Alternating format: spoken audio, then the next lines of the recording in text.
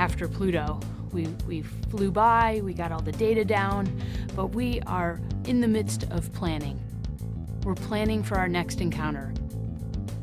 New Horizons is flying on past Pluto another billion miles to make a flyby on January 1st, 2019 of a small Kuiper Belt object. MU69 is going to be a really interesting object because it is representative of the building blocks from which planets were formed.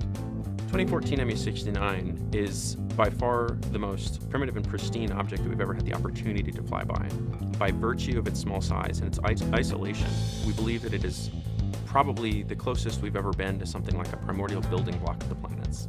So we've got the arrested development of the solar system waiting there for us to explore. One of the most challenging aspects of the MU69 flyby is simply targeting the flyby. Never before has a spacecraft launched to a target that's not even discovered at the time of launch, much less tried to home in on something where we will only have known about it for a small number of years and only tracked it through about 1% of its orbit around the sun. And yet we have to intercept it, potentially even closer than we did with Pluto. We are planning the sequences, what science we're going to do. We're even planning ground-based observations to figure out where the target is. We have a chance for a sneak preview of MU69 this summer from watching it pass in front of 3 different stars. Actually, if we're lucky, we might get all 3 of them. The shadow from that star will be projected onto Earth, and we're going to be on Earth looking at the starlight dimming due to MU69 going in front, and that's going to tell us precisely where MU69 is. We have an expedition that's going to go attempt to make this observation because it's only visible from a very small part of the Earth, and we have to predict that very precisely. You have MU69, you have a star, MU69 passes in front of the star and blocks the light. If I'm the star, and this is MU69 moving in past you, and you're the Earth, and observers are on the Earth, as MU69 is moving in front of me, the star, it's blocking the starlight.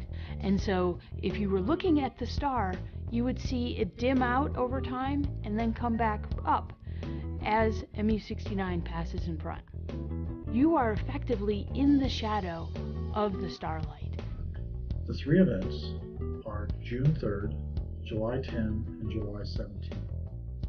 Of these, the first and last are our best candidates, and that's what we're putting most of our efforts into. And what this means is that we're putting out a large mobile network of telescopes. This MU69 occultation campaign is the biggest one I've ever been involved in. We are trying to get to the shadow path where it's only probably about 30 kilometers across. And there's great uncertainty on where that shadow is going to fall on the Earth. The position of the star and the orbit of MU69 dictates a place on Earth that you have to be in order to see this phenomenon. For the June 3rd event, that means that we need to be in north central Argentina and right in the middle of South Africa. The reason we're doing this is so that we can maximize our chances of having good weather, because we wouldn't want a huge storm system to come through and cloud us out. When we're planning this, we have to sort of guess the size of the object. We take that guess and we can superimpose a track on the surface of the Earth that says if the prediction is perfect, we know exactly where the shadow's going to fall. Unfortunately, we don't know perfectly where it's going to be. There's some measurement errors. And that dictates the area that we need to cover on the Earth in order to see that shadow. We call it a picket fence. So we set up a regular grid of telescopes along typically a north-south line with the goal of having a 98% chance of success. For the June 3rd event, we have to cover 400 kilometers on the surface of the Earth. And for the July 17 event, we have to cover 200 kilometers. We're going to send out 22 portable telescopes, plus others that'll be supplied by the University of Virginia and fixed telescopes, all so that we can maximize our chance of being in that shadow path. What a ground-based occultation campaign gives us is a wide net. We can't put our big assets everywhere that we'd like them, so instead we put many small assets spread out over a large area so that we're guaranteed that a few of them will detect the event. You can use these occultations to look for rings or satellites or, debris disks. And so that's of critical importance to the mission to know what's in the vicinity of this object, because it could be a hazard for the spacecraft. We didn't think that small objects like this could have rings until a couple years ago, and then we actually discovered that Schirinklo, it has 2 rings. Tricks up their sleeves that we don't even understand yet. We just never have done an occultation of an object this small in the Kuiper Belt before, so we don't know. The occultation signature for MU69 by itself would look, the starlight would be bright and then it would drop down to a low level and it would come back up. But if there was debris in the area, you would have short, small dropouts and then the occultation by MU69, and then maybe short dropouts again if you had, say, a ring of material or debris encircling MU69. So that's how we're going to learn this. The way this works is you've got an object, say it's a circle, and you need to get 2 cuts across that circle in order to uniquely determine the size of it. So if it's a 40-kilometer circle, that means that you need to have 2 stations separated by no more than 20 kilometers to ensure that you get 2 cuts across it. These occultation observations are so powerful, but they only take a short duration. The signal that we are putting all this effort into is for that star to disappear for 2 seconds. So we are spending months preparing and deploying teams to go into the field to observe something that's less than 3 seconds long. But it's the only way we can get this information. It's unique information. And so it's not about how long it takes to get the data. It's about what we're going to learn by doing this.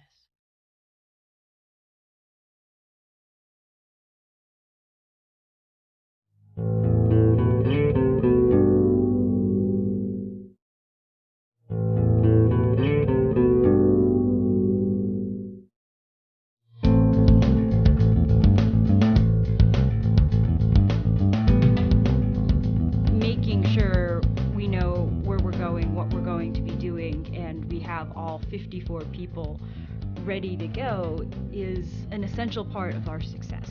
When you're talking about occultation stuff, you got to get down and dirty. It's about building equipment, finding parts, figuring out how to pack it up, how to make it so it's going to survive transit to a foreign country where you get there and have to deal with all the local logistics there.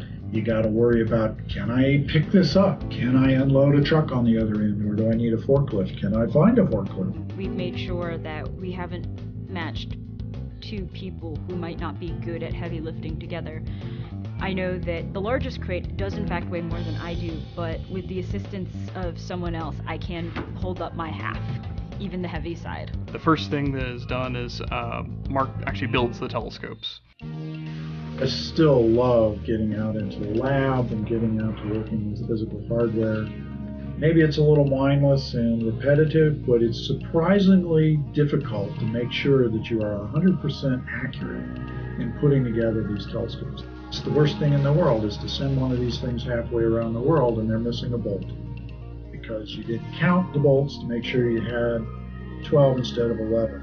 Work on it to get a little bit better each time and shave all these extra motions down and see how fast I can get them out, but still 100% accurate. So I can tell you now, I can build one of those telescopes in 30 minutes. As long as there's nobody talking to me, that slows me down. For each telescope setup, we've got 4 different cases. There's 2 for the base, 1 for the actual optical tube of the telescope, and then 1 for all the other equipment, including the camera and the laptop and that. And we actually assemble it for the very first time. And then the next step is to make sure that the mirror is collimated. So that just means that the mirror is set up so that when you look down the eyepiece of the telescope, you're actually looking at the center of the mirror. This is a huge project.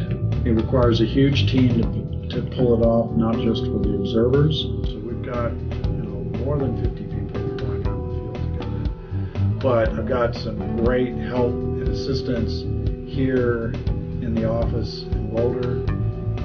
Amanda Zangari's been helping a lot with corralling all of the observers, keeping track of them. So mostly I've been herding cats. 54 people that were flying down to the southern hemisphere, setting up equipment to make sure that all the pieces are there, and so somebody doesn't open their box up in the middle of nowhere in South Africa and say, I'm missing a finder scope. So we just made sure that all of that, electronics and everything worked, and the battery pack worked and everything. So that's as much as we can do inside without actually putting the telescope on the sky. And then we packed up the telescopes, labeled them, and then got them ready to do the on-sky checkout, which is we're going to start tonight. Tonight we're doing boot camp. We've got a bunch of people that have never seen these telescopes before, never used them end to end with all the parts and pieces and setting up on the stars and running the camera. And so we're doing two things, testing the equipment as well as training everybody how to use it. And right now, I'd say we've got about 10 mistakes for every successful thing. And we hope to improve that ratio before the end of the night. So the volunteer observers are sort of a mixture. Some of them are professional astronomers, not all of which have used portable telescopes before. My favorite parts about astronomy is the diversity of the tools of the trade. You go from one end, $1 billion spacecraft that flies across the solar system, take a picture as new horizons.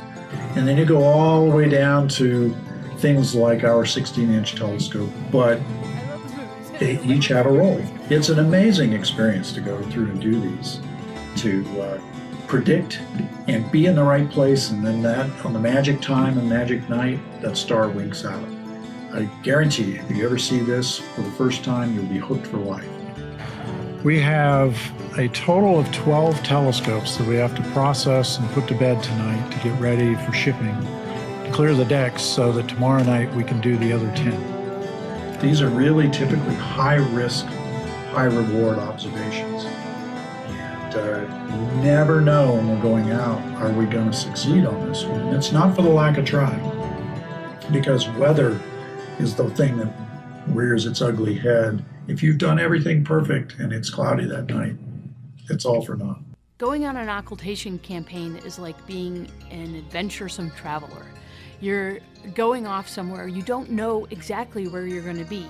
You need to be placed so that you can make the observations you need. You need to be able to be someplace where it's expected to be clear, so you might have to move 100 kilometers in one direction or another to get to clear weather and still be in the shadow path. So I love that. I love the adventure of it. Our measurements depend entirely on the weather. That's one of the reasons why we're going to both South America and South Africa, because we can have redundancy. You have to be in the right place at the right time in order to be successful with an occultation. And so if you have to be ready when the event is occurring, because the solar system is not going to stop for us. We've got to start really concentrating now, because all these changes are affecting us now. This radiation that's coming from our sun is affecting everything on Earth. The levels are too high now. The readings are too high. And the government are saying nothing whatsoever. They don't care about humanity. They don't care about us whatsoever. None of them do. We've got to fend for ourselves. We've got to fight for ourselves. Because on the huge day of the event, when Nibiru shows itself out there in the inner solar system, and this huge pole shift occurs, we've got to try and stand together as they're deep underground, hoping to save themselves. And a big shout out goes to you, Mike, with your Nibiru channel. Fantastic work, mate. You are providing the whole truth out there, so it's just absolutely excellent that what you're doing. And many other people as well with their channels, they're doing some real hard work. So fantastic. And I'm going to go now to these Alaska cams, because what I do is, the channel that I do and provide is just to catch people's attention, to make them aware of what's going on around them now, to make them aware that we've been slaves all the way through our lives, to the government, to the powers to be, to humanity, the situation with the banking system and everything. It's got to a point now that we're in serious debt. The whole of the world is in debt with the government. It's a vicious circle. We're never going to get out of debt. When they say they're going to pay this huge debt off and cut people's wages and taxes and what have you, then it's a pure lie. They're lying to us. They are taking the money off us so they can save themselves. Okay, let's go to the Alaska cams. Okay, this is a Dutch Ballatou cam, and this is east. Okay, timestamp on the left hand side of the screen, the 13th of June 2017, and you can see a heavenly body. This heavenly object I believe to be Nibiru. Now, that is a huge reflection, okay? Now, again, as I said on another video, I don't know how far away it is or how close it is, but you're getting a huge reflection. That reflection is not a lens flare, it's a huge heavenly body reflection that's coming in. You can see this, can't you? Here on the screen. Something is out there, and I believe this to be Nibiru. Now, again, look at the reflection here on the right hand side, this pink haze. Okay, now look at the colour of the object, the heavenly body. Now, it's here, isn't it? It really is getting closer now. And I know this is true, because when I read in between the media, in between the lines of what they're saying on the media news, I see those lies. I see the government-run organisations, the Prime Minister here in the UK, her speeches, this carry-on with the general election. I mean, you can see that they are lying. They are biding their time. They're trying to bide time to the very end. And you've really got to take note of this, because they've been lying to us for years. Hundreds of years they've been lying to us. I mean, the governments and the presidents of the world that try to speak out the truth were assassinated, murdered. I mean, it's there, isn't it? Screaming at us. You can see this on the screen, can't you? I'm going to change the image here. Hold on. See, in the past, about 4 years ago, people said that we will see the heavenly body in 2016 and 2017. We will see those reflections. Now, we know what lens flare looks like. We know what those celestial bodies look like up in the skies as well. There's strange clouds, okay, that move across the sun in the morning to the right hand side, and then we get these other strange chemi-clouds, these toxins that move to the left towards the sun. Now, this never happened back in the day. We never saw clouds moving left to right the wrong way around. I mean, also there's no air. I mean, there's no wind. It's just very hot, very humid, and no wind at all. And we've got clouds moving one side and clouds moving the other side.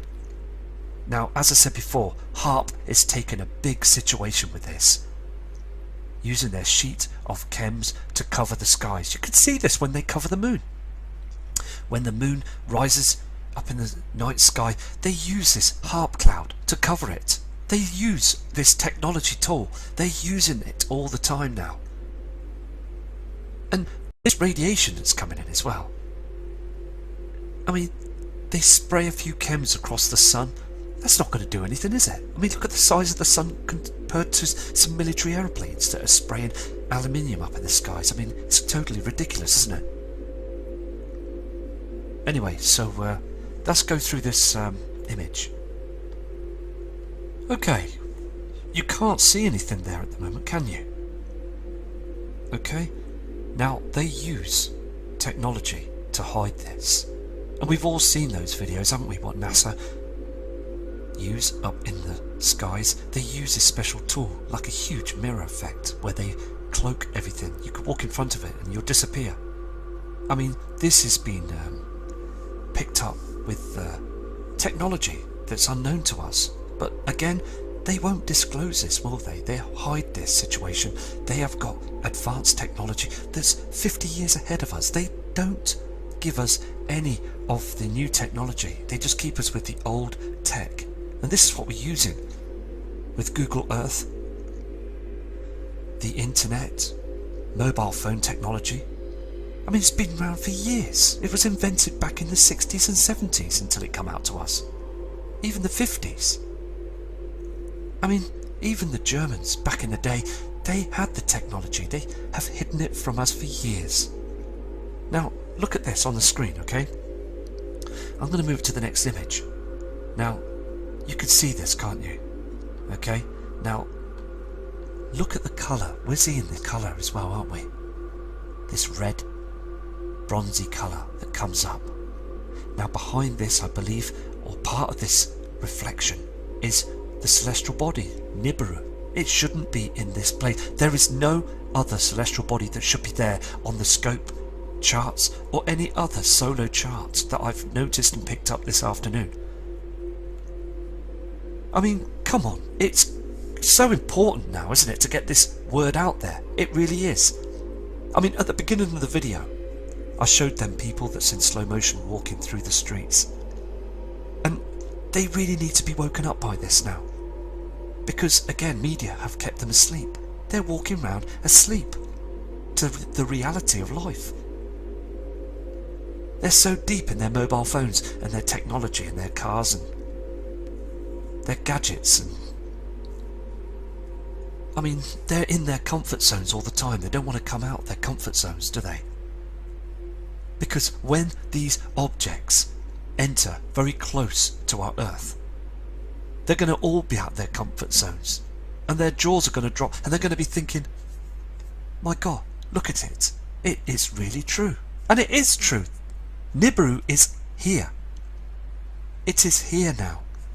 I'll flick through this next cam. You can see it fading off slightly. Can you see this? As the reflection of the sun is coming through. I mean, you've got the object just here, look. So, again, it's just being persistent and noticing that the heavenly body's here now. I mean, you can see that. And also, as well, that the big giveaway is that it's dark. Look at those mountains. Look how dark it is, reflections. Look how hazy it is where they've been chemtrailing in the morning. They don't want you to see this image. They really don't. This cam is also pointing southeast, Cold Bay Cam in Alaska. Timestamp 2:31 AM. Now, it's so evident that the moon is far too bright again. And we saw this last night in the Northern Hemisphere. And it was far too low and far too big. And you can see this, can't you? These chemtrails, these toxins in front of the moon. It's spraying across the moon all the time. If I flick through the cam, you can see this, can't you? I mean, that is beaming, isn't it? It's far too bright. Now, again, is this our moon? Or is this part of the Nibiru system? Because there is something, again, as I said before, that's reflecting a lot of light source towards our celestial body, the moon. It's brightening up everything. Because there's a huge shadow that's reflecting and beaming on our moon now. It was beaming on Venus, proving that this object, these celestial bodies are coming in, and they're coming in very strong now, aren't they? I mean, again, look at this image. You can see this, can't you? These chems, they spray on the horizon. I mean, chem in the moon. I mean, come on. Something is seriously wrong now. And again, as I said at the beginning of the video, we've got to take this seriously now. This is another live cam, okay? And this is northeast, okay, in Alaska. And I want to show you something. Now, I just want to show you how much pollution they're pumping up there in the skies, covering this object, the Sol, the sun, with Nemesis binary twin with Nibiru. They're hiding it all now, all the time. And it's causing, as I said before, this huge amount of radiation. The levels have risen. and it's affecting the plant life, and it's affecting all of us. So I'm just going to flick through this, okay? You can see what they're doing now, can't you? All that trash up there that's covering our skies, and we're seeing a silvery haze. I mean, there's that big cloud again that I said before. They're just trying to stop a lot of harmful rays trying to get down to the earth from the sun. Look at these clouds, these natural clouds being burnt away all the time now. So now I'm going to go to see if I can catch any NASA footage of the radiation. This is, it's gone blue screen. So I'll try and do this again, because every time the radiation's showing on the screen, it goes blue screen straight away. Again, I apologise about that, because I've noticed, and I've said this before, that when that radiation is showing, that high radiation level, that red reflection, and also the red reflection from Nibiru, because it's causing all these problems, they will shut down the Ustream footage. You can try this yourself. You will see that they do this. Now, the CAM and the International Space Station is on the other side of the Earth, so you're not getting any of these distortions, these colours. So, but when it gets back to the other side, you will start seeing those red reflections, and they turn the cams off. So again, I'm going to cut this short now, and I will be back to you shortly with another video.